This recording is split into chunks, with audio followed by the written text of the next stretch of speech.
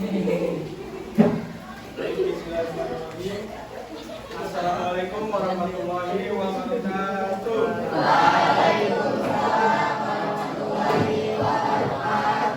Gimana kabar semuanya? Yang belakang sehat kabarnya? Sehat. Baik, sebelum kita mulai pelajaran pada siang hari ini, maka baiknya kita berdoa terlebih dahulu. Doa khusus ya Pak? Boleh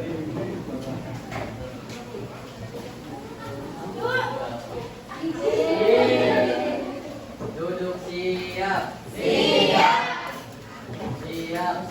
Doa dimulai.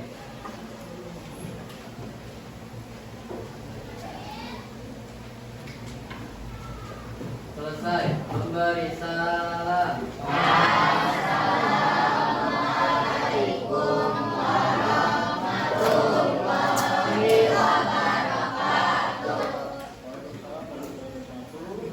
Jadi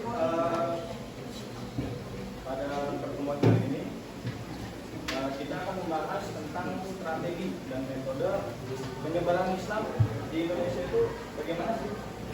Apakah dari Arab atau dari Persia? Lewat jalur perdagangan. Itu salah satu awal mula maksudnya. Yang terbang akhirnya nggak usah ngajak ya udah. Nah, salah satunya penyebaran Islam itu adanya 9 wali atau wali songo. Ada yang tahu apa itu? Siapa aja?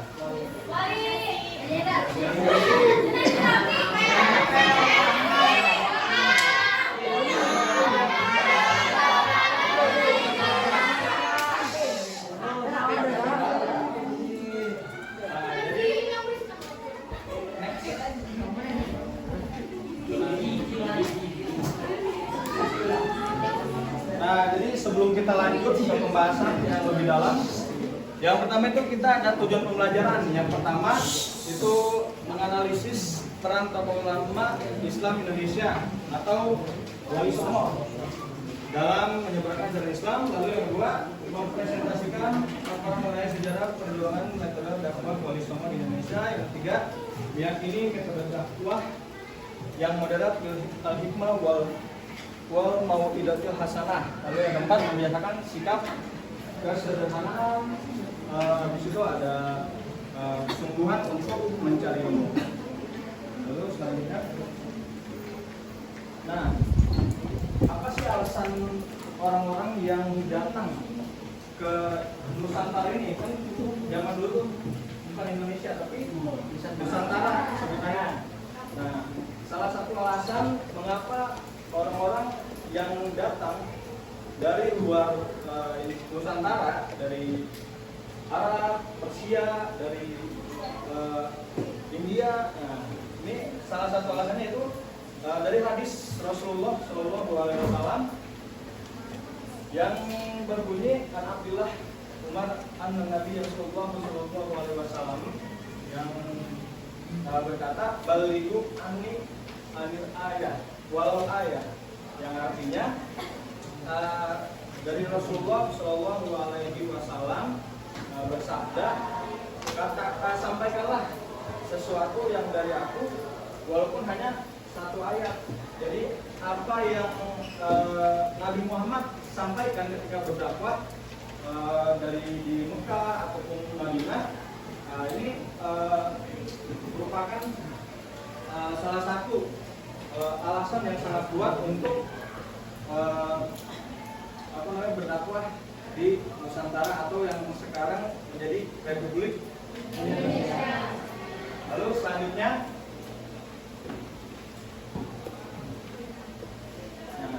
ada yang bersedia untuk membacakan ini? Arabnya apa Indonesianya? Iya, Arabnya yang perempuan boleh, habis itu Indonesianya. ya udah Arabnya dari yang laki-laki.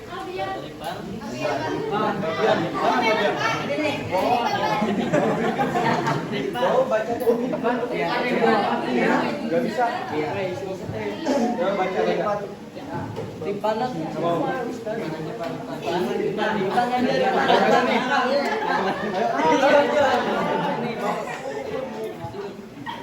Nggak bisa. Kita dulu ya mau baca. Aduan. Mana?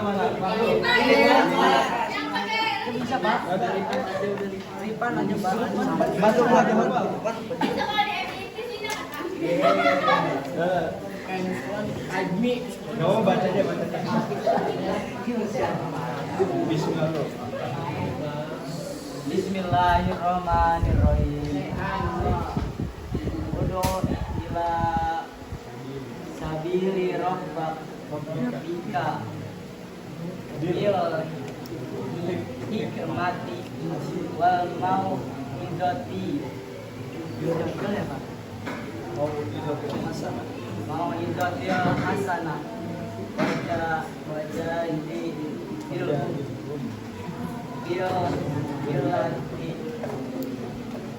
iya ahsana inna rabbaka huwa a'lamu biman dolla an sabili jadi wa a'lamu bil muhtadin. Oke, tepuk tangan untuk Pak Maruf.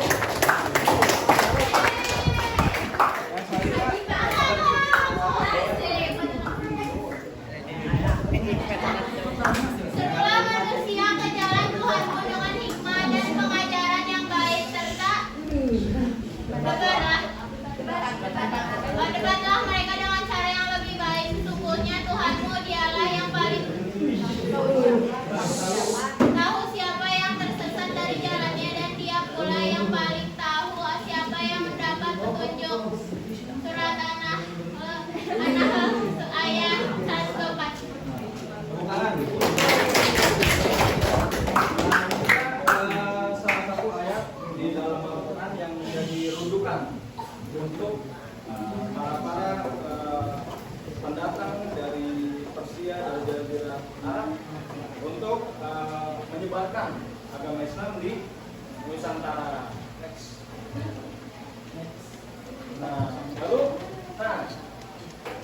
Wali Songo ini mendakwahkan Islam itu pada abad sekitar 14 sampai 15 Masehi. Nah, sebelum itu sebenarnya udah ada beberapa saudagar-saudagar ya yang tadi udah dibilang oleh mereka siapa namanya? Nah, oleh Silvi itu saudagar atau pedagang-pedagang pada abad ke-7. Nah, walaupun memang tidak, para arkeolog itu memang tidak punya data dan fakta sampai pada, nah ini pada abad ke-7 ya, pedagang pada abad ke-7. Lalu gak semuanya itu orang Arab, jadi ada dari Persia, dari India tadi ya, dari India. Nah, jadi nggak semuanya itu dari Arab, tapi ada dari India dan juga dari Persia. Nah, ini dari abad ke-7, abad ke-10. Nah, ini ada pada abad ke-7 ini ada empat keluarga yang datang ke Indonesia. Nah, yang pertama ini ada keluarga Lor. Nah, di Jawa, di Gresik. Nah, habis itu ada keluarga Jawa nih. Nah, ini salah satu mengapa di Nusantara ini ada Pulau Jawa. Nah, ini asal katanya itu dari Jawani. Jawani ini salah satu keluarga dari Jazirah Arab yang datang ke Nusantara untuk mendakwahi Islam, begitu. Nah, kan penyebaran itu sebenarnya dari abad ke-7 Masehi, tapi para arkeolog dan sejarawan itu tidak mempunyai data. Kan fakta itu berdasarkan data. Nah, tidak ada data yang valid. Nah, pada zaman ini sekitar abad ke 7, pokoknya mendekati 10 sampai 13 Masehi, itu ditemukanlah di daerah Jawa itu di Gresik, namanya makam Fatimah binti Maimun, yang dimana itu bertuliskan Arab. Jadi makamnya itu ada tulisan Arab dan dispekulasi bahwasannya itu adalah makam yang dulunya itu datang ke Nusantara untuk menyebarkan dan mendakwakan orang-orang di Nusantara. Nah, penyebaran Islam itu mulai berkembang tuh di sekitar abad ke-8. Awalnya memang berat karena mengalami penolakan. Di mana kita yang orang lama gitu, tiba-tiba datang orang baru kan gak enak ya. Jadi begitu. Jadi awalnya mendapatkan penolakan dari masyarakat sekitar. Akan tetapi dengan strategi dan metode yang nanti akan kita bahas next. Nah, pada abad ke-15 sampai 16, nah, kita di sini berfokus kepada Wali Songo ya. Kan teman-teman udah pada tahu Wali Songo itu ada 9. Nah, teman-teman tahu gak apa itu Wali Songo? 9 wali. Tangan-tangan deh. Ya, 9 wali. Nah, benar banget. Wali Songo. Jadi wali ini diambil dari bahasa Arab, yaitu waliullah, yang berarti utusan. Utusan atau utusan yang memberikan atau menyampaikan ilmu. Nah, Songo itu dari bahasa Jawa, yaitu 9. Nah, lalu peran utamanya itu Wali Songo yaitu menyebarkan Islam, lalu membimbing dan juga memengaruhi pemerintahan. Next. Nah, metodenya ini karena Wali Songo ini jadi nggak langsung tuh tiba-tiba lu masuk Islam, enggak, tapi melalui dakwah yang perlahan. Jadi ditemenin dulu nih, dipegang kan, set ngobrol gitu, ngopi nongkrong, bikin apa? Jadi berdiskusi gitu. Jadi mengajak bahwa agama Islam itu adalah agama yang benar. Nah, tetapi selain itu, nah ini pinternya Wali Songo itu menggunakan adat istiadat setempat dan juga kesenian. Contohnya ada wayang, gamelan. Nah ini dipopulerkan menyebarkan Islam dengan metode kesenian yaitu Sunan Bonang atau Maulana Makdum Ibrahim. Gamelan bahkan nyampe sekarang pun lagunya itu masih ada. Tombuati, ada yang tahu? Tombuati. Nah, itu salah satu lagu yang menjadi alat untuk menyebarkan agama Islam. Jadi dari alat musik ya, kesenian, syair. Jadi Tombo itu termasuk ya lagu, syair. Lalu ada wayang kulit. Nah, kayak Sunan Kalijaga ya, Sunan Kalijaga atau Raden Said itu pakai wayang kulit. Next. Nah, selain itu ada ceramah ya seperti ini, ceramah, ada keteladanan. Jadi memberikan contoh yang baik bagi masyarakat. Lalu ada pengirim daging. Jadi dari Sunan Gresik sampai dengan Sunan Gunung Jati itu mengirim utusan. Jadi disebar tuh ke Ternate, ke Kalimantan. Nah, jadi disebar ke penjuru Nusantara. Selanjutnya, nah sikap atau nilai yang bisa kita teladani dari Sunan Wali atau Wali Songo, mulai dari Sunan Gresik, Ampel, Bonang, Sunan Derajat, Muria, Gunung Jati adalah toleransi terhadap budaya. Ya, jadi walaupun kita datang ya ke sebuah tempat yang baru kita huni, baru kita datangi, itu nggak bisa kita merubah budayanya. Yang ada kita harus mengikuti alur budaya. Benar. Begitu. Lalu yang terakhir ada yang yang kedua, berdakwah dengan bijaksana. Jadi kita tuh menyampaikan sesuatu ke orang tuh harus bijaksana. Nggak boleh kita iklan sebentar ya. Ya, jadi begitu. Berdakwah dengan bijaksana, habis itu berdakwah dengan bijaksana dan kita harus mengerti satu sama lain. Jadi menghargai satu dengan yang lainnya. Lalu yang terakhir kesimpulannya, jadi datangnya para saudagar,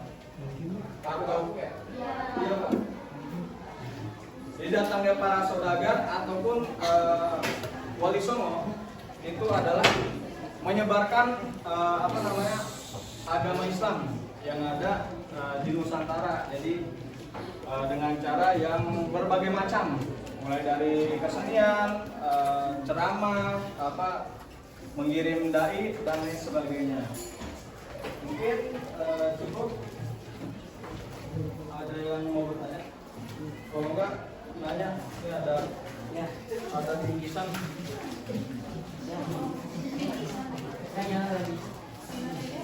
Ada yang mau nanya atau mau ditanya? Mau ditanya aja kali ya? Gak mau? Mau? Hurung lagi.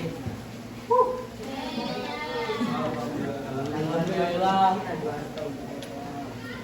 Mungkin nanya aja kali ya? Kalau nggak mau nanya, kelihatannya mudah-mudahan udah pada kepanasan.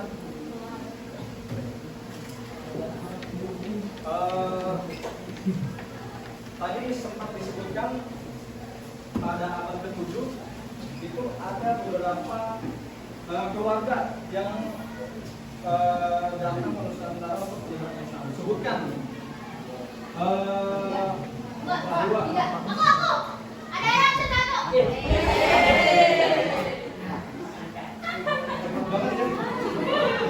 Tadi apa aja? Keluarga Jawani. Hah? Keluarga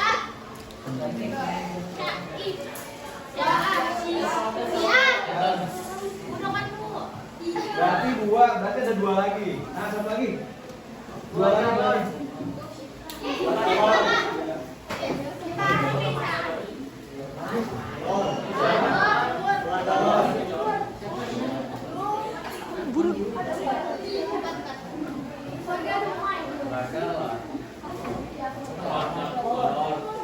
Lor, satu lagi. Udah, kita ganti pertanyaan ya. Apa? Aku tahu. Berdiri aja atau enggak usah? Duduk aja nggak apa-apa. Oke, sebelumnya Assalamualaikum warahmatullahi wabarakatuh. Sebelumnya perkenalkan, nama aku Bella Desvitasari. Di sini aku izin bertanya mengenai penyebaran agama Islam di Nusantara. Pasti sebelum agama Islam menyebar di Nusantara itu ada yang namanya penyebaran Hindu-Buddha, ya kan? Lalu setelah itu apa sih tantangan terbesar bagi para wali dalam menyebarkan agama Islam? Tantangan Terbesar ya. terbesar. Yang pertama, tantangan terbesar yang pasti sulit untuk menyebarkan agama Islam tentunya yaitu masyarakat atau sebelum itu kan pasti ada kerajaan. Pak Bang, dicabut aja itunya ya. Tugasnya. Masyarakat ataupun kerajaan Hindu, tapi lebih tepatnya masyarakat. Nah, kalau Hindu itu kan ada kasta ya dia, ada kasta, ada apa sih, Brahmana, habis itu yang kedua Waisa, habis itu yang paling akhir itu Sudra. Nah, untuk jadi Wali Songo itu gak langsung ke yang Brahmana, karena Brahmana ini kan kerajaan lingkupnya, karena tahta tertinggi kan di Hindu ya. Nah, jadi nggak langsung ke atas, jadi step by step. Nah, jadi dari yang terbawah dulu, dari Sudra gitu, jadi menyebarkan. Lebih tepatnya sih untuk tantangannya ya ke masyarakat dan juga karena kan banyak sekali penolakan. Gimana? Oh yang mungkin cukup sekian.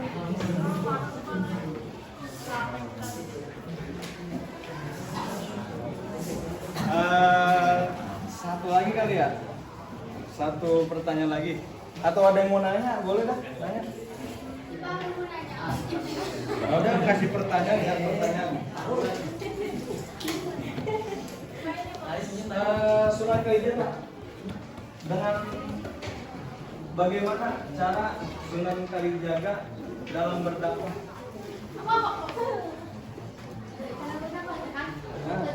Ya. Silakan dulu, Kak. Perkenalan boleh? Assalamualaikum warahmatullahi wabarakatuh. Waalaikumsalam warahmatullahi wabarakatuh.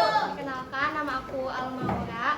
Di sini aku mau menjawab bagaimana cara Sunan Kalijaga menyampaikan dakwahnya, yaitu dengan menggunakan metode seni atau budaya seperti cerita wayang. Ya. Udah, cukup. Excellent. Tepuk tangan. Mungkin cukup sekian. Tadi belum diabsen ya? Ada yang nggak masuk di sini? Ada. Siapa?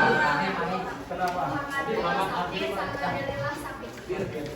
Oke, kita doakan teman-teman semoga tadi apa?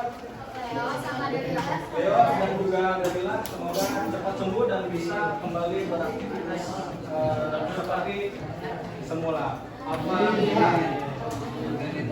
Oh,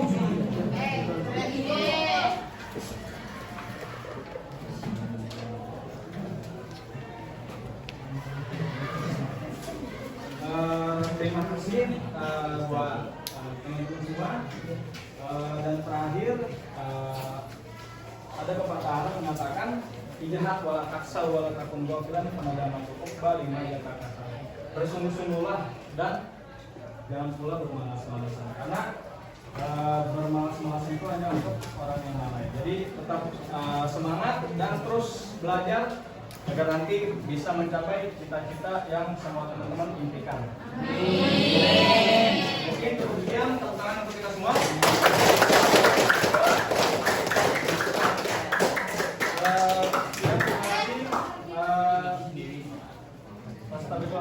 Wassalamualaikum warahmatullahi wabarakatuh.